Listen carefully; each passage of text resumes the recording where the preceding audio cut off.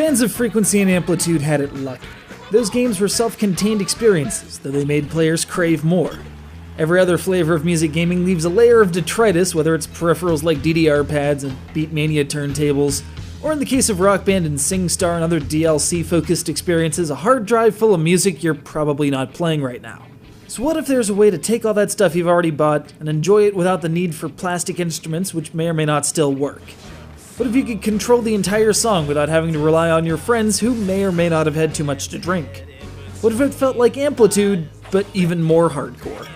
The white and Monty Python and the Holy Grail's Black Knight, Benito Mussolini and the Blue Meanie and Cowboy Curtis. Yes, I realize that there's only 2 buttons to worry about, but as any seasoned freak can tell you, the hardest part of any song is when you've got a bajillion of the same note in a row.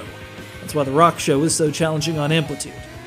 But you don't have to worry about failure in Rock Band Blitz, as there's no actual way to lose. You just don't get the high score, don't get the cred, don't get the coins, and get a pitiful position on the leaderboard.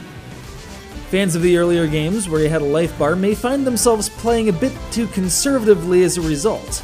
But there's no penalty for switching tracks mid-phrase, and there's no penalty for missing notes, except that you don't get credit for them. As you hit notes on a given track, its multiplier begins to increase across that gauge on the left.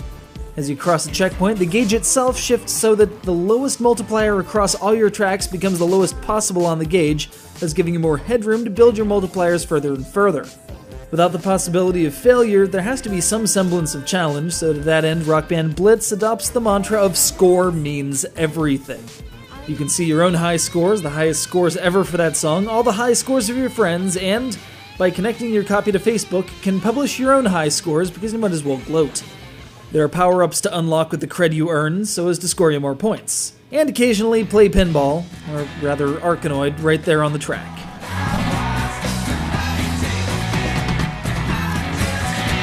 $15 for a breath of fresh air for your Rock Band collection isn't bad on its own, considering that you get 25 tracks that also cross-export into Rock Band 3.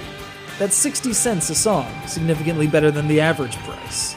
It's kind of obvious that Harmonix were just looking for a way to get people interested again in buying their DLC songs, because, let's face it, they make money hand over fist on it. And frankly, they did a good job of it. I couldn't stop playing. Amplitude freaks get what they want, Rock Band fans get what they want, there's no one here to drink all of my beer or spill mayonnaise on the wall. Perfect.